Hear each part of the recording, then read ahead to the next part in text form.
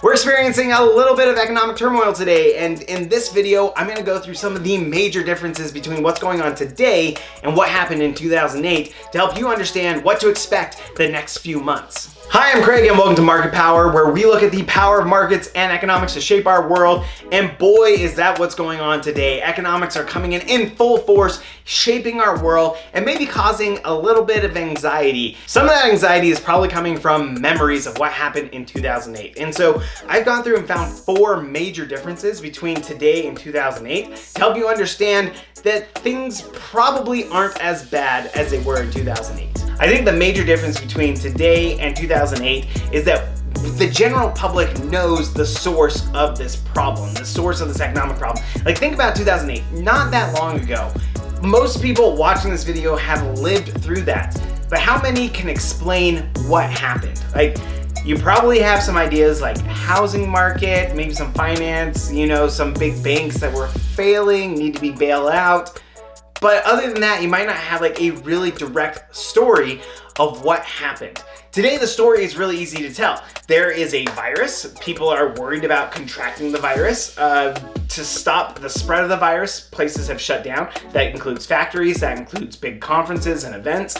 And because those things shut down, we don't have as much economic activity. People aren't spending money, and as a result, the economy contracts. But because that story is so much easier to understand, it's also easy to see when that's going to resolve. The virus stops spreading. We get some sort of treatment for it. We have a much better understanding of where we're going to contract it. The weather changes and we're not worried about contracting it as much anymore.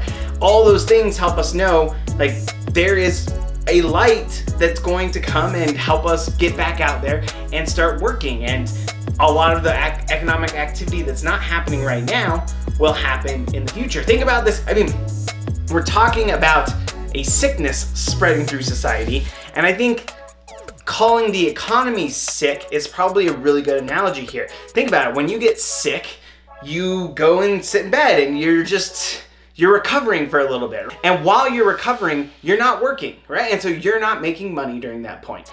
So that's what the contraction is like right now. People aren't going out, they're not going to these big events, they're not going on the vacations, they're not going on the cruises, all these things that they had planned to do, they're staying home. And so the economy contracts a little bit. When they get better, they go out there and they work again. And not only work again, sometimes they work a little bit harder, right? Oh, I lost hours during that time that I was sick. Now I need to get out and work some more to make up that money. And so it's not gonna be a full recovery. I can't imagine. That would be really difficult to get the full recovery, but we'll see some catch up once the economy gets better. Contrast this to what happened in 2008. People just did not understand what was going on. They just knew their world was crashing down around them. And that made it really hard to know, when is it all right for me to go back out and start investing again? If I go and buy this house, am I gonna end up underwater? If I make these big investments, am I just gonna be in a terrible situation in a year? Those kind of uncertainties made it really hard to get back out and gain that confidence to go out into the society again and into building up the economy.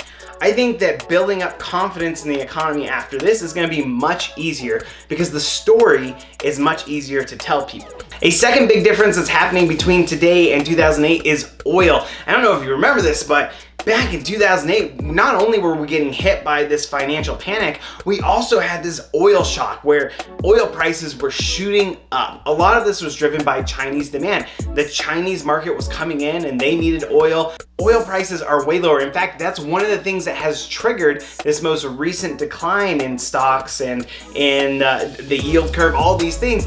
That's been triggered by the decline in oil prices. Economics can help us think through where this price change came.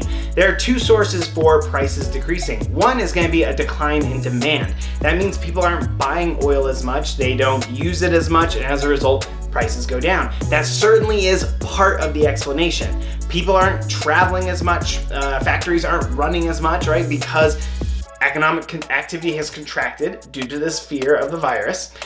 As a result, oil prices decline because not as many people are trying to buy oil.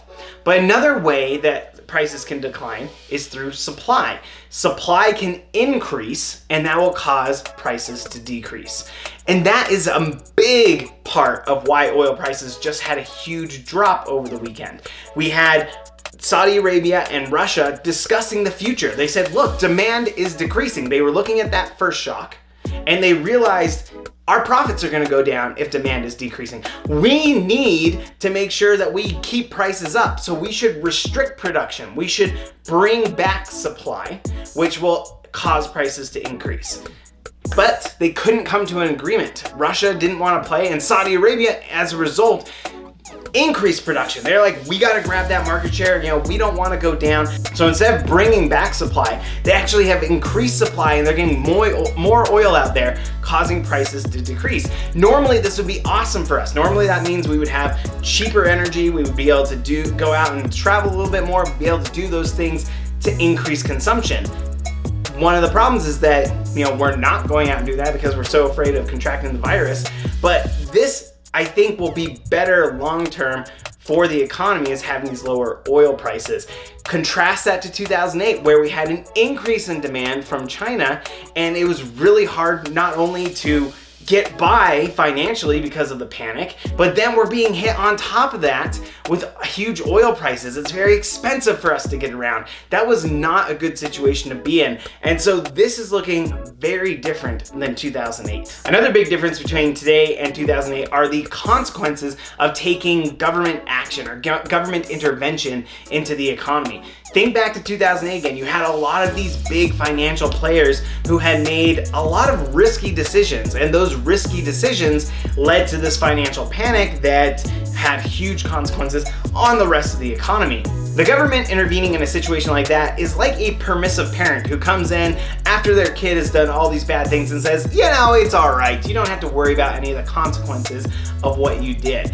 It just encourages the kid to come along and do those things again. So that kind of behavior is called moral hazard, where you don't bear the full brunt of your risks, and so you take more risks, and as a result, the system is weaker. If you intervene in that case, you have moral hazard. In this case, we're not worried about this. We're not worried about some people who did some bad things and that we're going to encourage bad behavior going forward.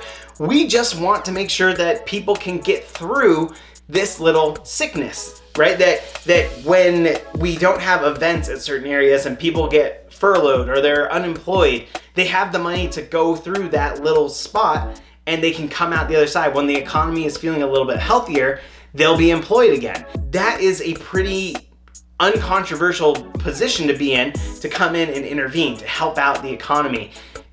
2008, there were a lot of questions. We were really concerned about that. Today, really clear cut. It seems like we have some pretty easy mechanisms to come in and help the economy recover. Let me talk about a similarity between today and 2008 and why that might actually be a difference. So the similarity is, it's an election year, right? In 2008, we had Bush finishing his second term and we had Obama and McCain running for president. And the financial crisis had a huge effect on that election. Obama was slightly favored to win the race the entire year, but then when that financial crisis hit and Lehman Brothers crashed was the big event, suddenly Obama's chances of winning the presidency skyrocketed. And that's because I think people were really associating the financial crisis with the Republican administration and they were looking for a change, which of course is what Obama was pitching. Today, we're in an election year as well, and this could have big consequences for Trump's presidency as well. There are websites that host what we call prediction markets, where you can put money on the future and try to predict what you think is gonna happen. It's basically a betting market, where you can put your money on who you think is gonna become president. And for a long time, Trump has been winning this market. People with money have been putting that money on Trump winning. And only after this weekend, where we had all this economic turmoil, has Trump taken his biggest hit. This is going to be really interesting to see how things shape up. Now, I said that's a similarity between today and 2008, but now let me get to the difference. I think Obama and McCain were much better in a position with Bush to work through what was coming up than either Biden or Sanders working with Trump. I'm worried about this transition, if there is a change or what, I don't know. The political situation today just seems much more fraught than it did in 2008. So those are some of the biggest differences between today and 2008. The source of the economic turmoil, what's going on in the oil market, moral hazard, and the political situation. If you're interested in learning more about economics, I actually did another video about how we might predict recessions by looking at underwear sales, and I've got a whole list of other videos that might get you interested in economics. Please subscribe and let me know in the comments if you are interested in more videos about what's going on lately. Thanks, we'll see you on the next episode of Market Power.